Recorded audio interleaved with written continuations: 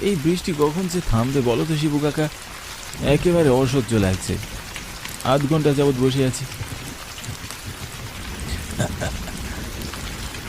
থামবে না, থামবে না তারানাথ। এ হলো কালবৈশাখী ঝড়, এত সহজে থামার নয়। তোমরা যাই বলো, আমার কিন্তু ভালোই লাগছে। মুসুলধারে বৃষ্টির সাথে রতন কাকার হাতের গরম চা, আহা কি যে মজা।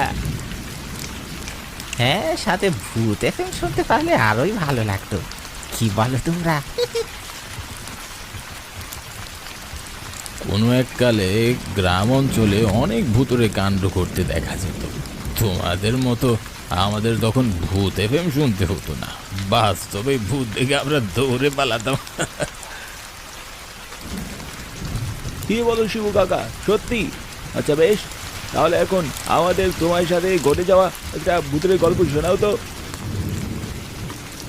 হ্যাঁ, এই কালবৈশাখীর রাতে চায়ের দোকানে ভূতের গল্প একদম জমে ক্ষীর হবে।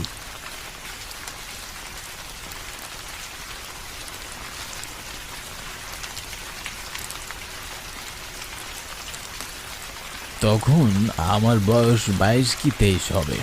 সবে নতুন বিয়ে করেছি। গঞ্জে আমার একটা বড় দোকান ছিল। প্রতিদিন ভোরে ঘুম থেকে উঠে আমি গঞ্জের দোকানে যেতাম আর রাত করে বাড়ি ফিরতাম। একদিন সন্ধ্যার পর আমি দোকান বন্ধ করে পাশের একটা মিষ্টির দোকানে যাই।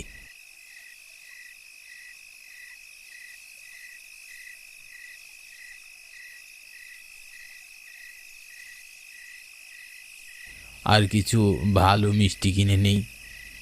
মিষ্টির দোকানদার মুচকি হেসে আমাকে বললেন, কি শ্বশুর বাড়ি যাচ্ছ নাকি?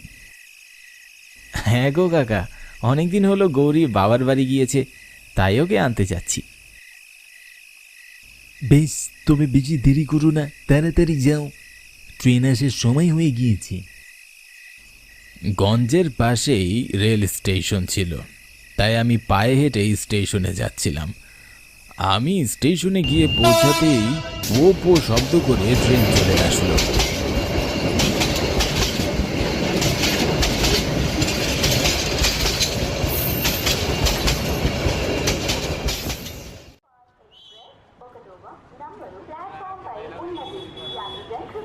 ট্রেনে উঠে জানালার পাশে একটা সিটে আমি আরাম করে বসলাম।